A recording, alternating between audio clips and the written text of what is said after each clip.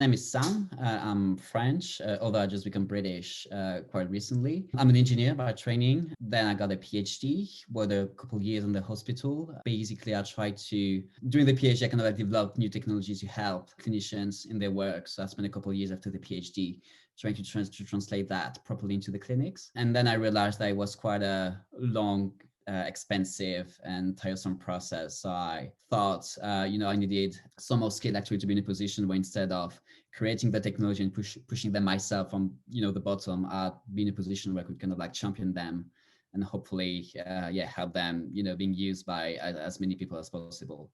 So this is why I got into the MBA in the first place. So I've applied to 5 programs, but at the end of the day, because I wanted to work in the NHS, for the NHS, which is here in the UK, the National Health Service, and up to now was kind of like the environment I was working in. I was mainly looking at, my first jobs were in the UK, basically. So I got into London Business School, which I think was the best choice for me, mainly because, well, it was in the UK, it was in London, it's got a lot of connection. And also because it's a 2-year program, unlike most other program here in Europe. And I think that because up to now, again, my work was mainly in academia or working in a hospital. I feel like I needed, as long as possible, as much time to kind of develop some new skills and kind of like transition from the technical job I used to do to a more like managerial one. So I think in that regard, like the London Business School one kind of made the most sense to me, basically. So I've applied to the SMF back in June, I think it was. I heard about that basically through the school portal, so from the London Business School portal, and they were listing them as possible source of funding for the MBA. So I had a look at that, and I kind of like very much love the kind of like the global approach to it. That, I mean, this is engineering. Engineering is all about like impacting life, and I love the fact that they were enabling engineers to have the broadest impact as possible. Good way to kind of like, network and put you in touch with people who had that same kind of mindset. I felt like the process was quite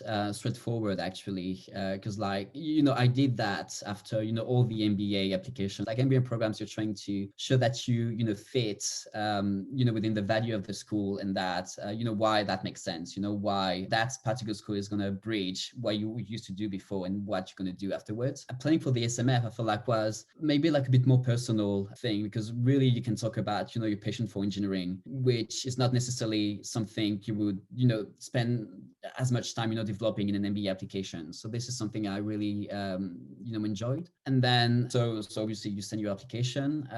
There's 2 questions, I think, 2 essays you need to answer. So you send a CV as well. And then if you're lucky enough, you get to do an interview. And I felt like the interview was also like something I very much enjoy, because fellow from the Royal Academy and an SMF from the network, most of the time, it's really hard to try to find, people with the same kind of background as you.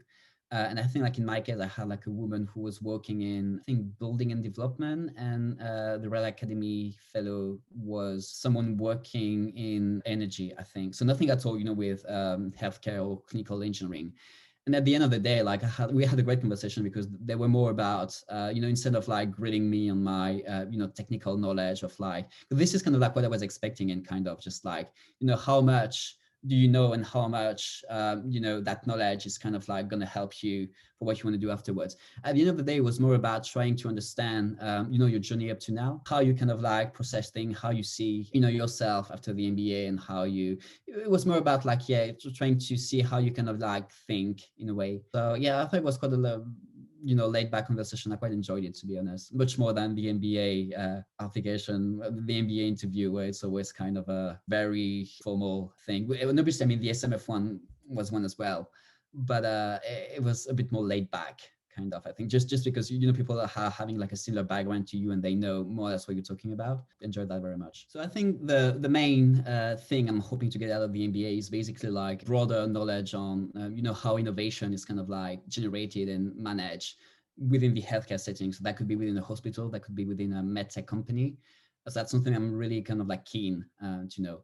Then there's all the soft skills. That's something I'm that's been a bit of a surprise coming into the MBA. Up to now, like I realized that all the people I was working with were collaborators. Even the people I was developing technologies for, doing that to help them, and in return, they were helping me, to get data so that I can then publish and show, oh, what I'm doing is, accurate and is efficient. So yeah, up to now, all the people I've been working with were collaborator, and now I'm, the more time I'm spending in the program, and you realize that, well, the normal kind of like business relationship is that of client, a customer. That's kind of like a different mindset, which I'm learning how to process. And then yeah, I was talking about soft skill. That's the whole emphasis on team dynamic, how important it is to give feedbacks, how you can receive them, how you can act on them.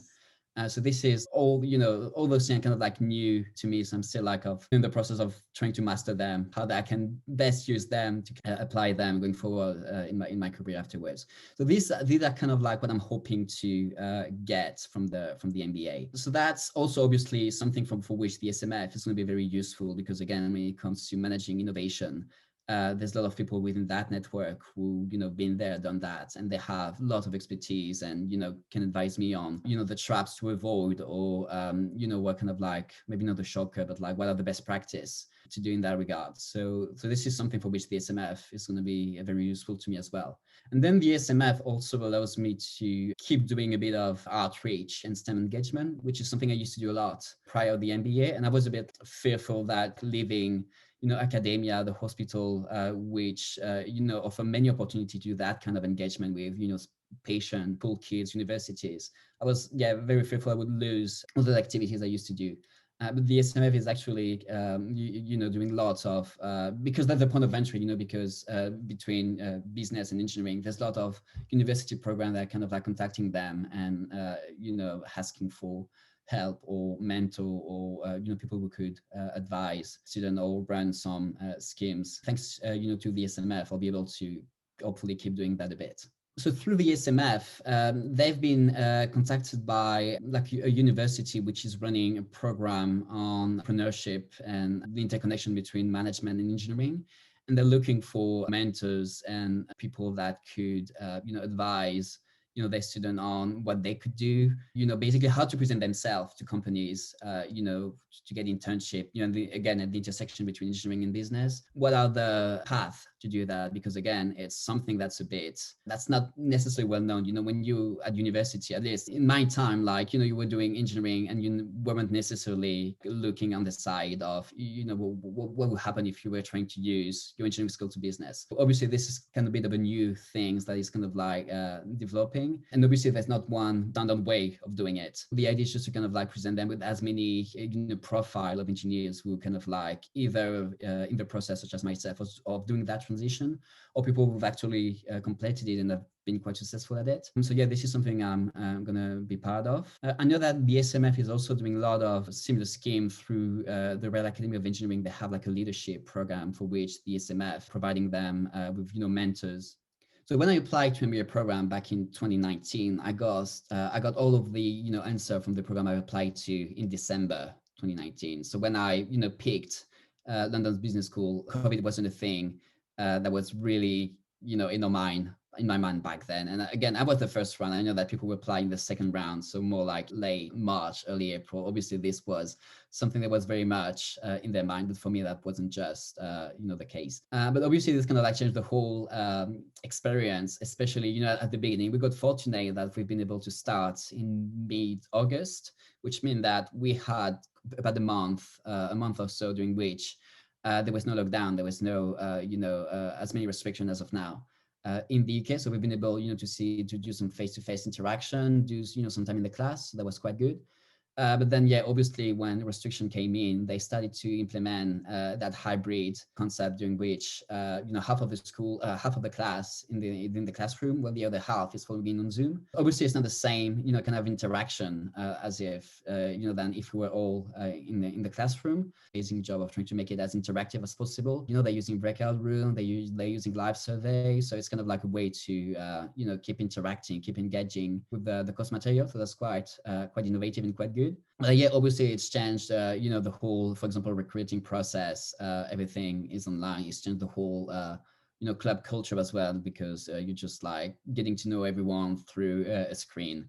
But yeah, I mean, we're holding the same boat in a way, I guess. That will make us bond a bit more than that's something we have in common that no other class or very few, like apart from the one before us and probably a bit the one after us, we have went through. So yeah, that's something we'll be able to relate to and bond over in the years to come. So that said, that wasn't necessarily a bad thing because I'm quite an introvert. So one thing I was a bit fearful with the whole MBA experience was, I mean, the whole social thing, because I was fearing it might be a bit too much of a load for me. So in that sense, having things online took away that pressure in a way. That doesn't mean I'm not socializing with people, because I mean in the UK we're still allowed to go for runs, for example, with people. So I'm doing that quite a lot. And in a way, I think it's best because when you're running with you get to know them a bit more than I think if you were just going to party with them or social events or that kind of things. So in a way it's not that bad.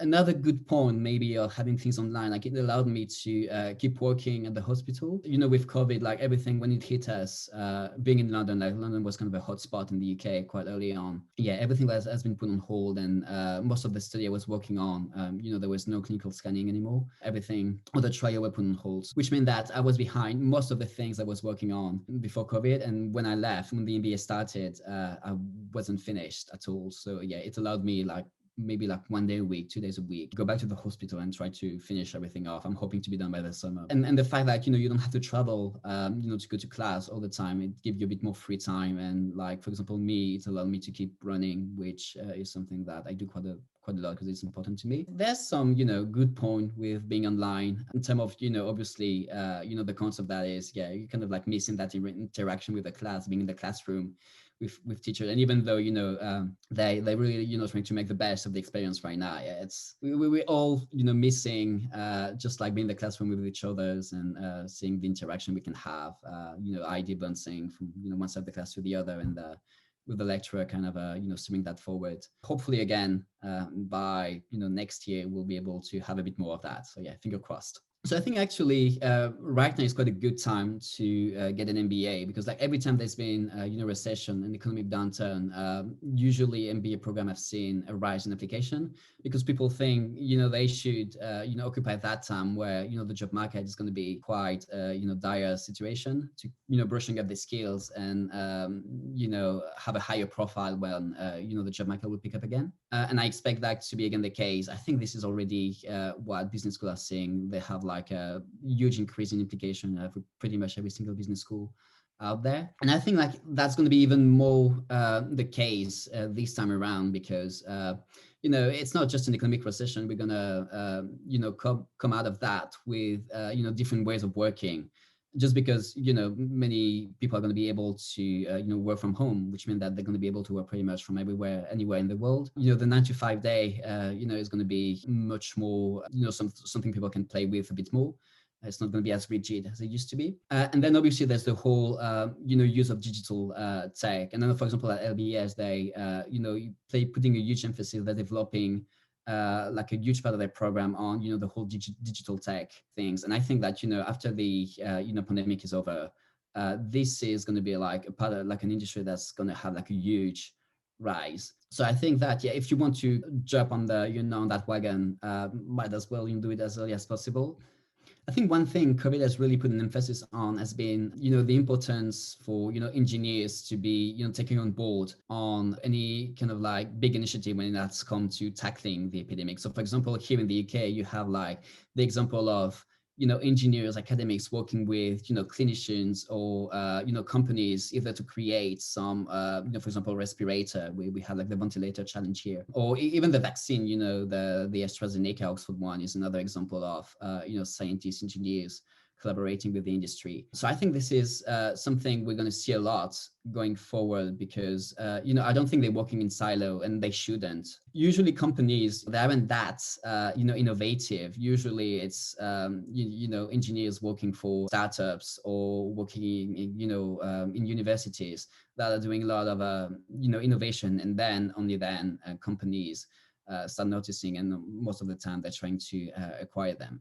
So I think like again, the whole COVID thing has kind of like put a sharp focus on the work of engineers, and that's something I'm hoping a trend that will continue once we pass through it. I think it's very important, just like for the culture within, a company of people able to understand, each side. They're not working in silo. They need to collaborate. And that's something, for example, like I've seen at the hospital, working with clinicians, being an engineer, sometimes it's quite hard to bridge the gap in terms of like how the two works. So, like clinicians, for example, they're thinking more in terms of statistics, while engineers are more about equations, for example. So that's something you need to, especially when you're doing some modeling, this is something getting them on board can be a bit more challenging. So it's the same thing, with business when, you're kind of like presenting, when you're trying to make your case to like a senior leadership team, for example, if you have no idea on, how business work, basically, what are the things they will be, looking at, you be more likely to kind of like fail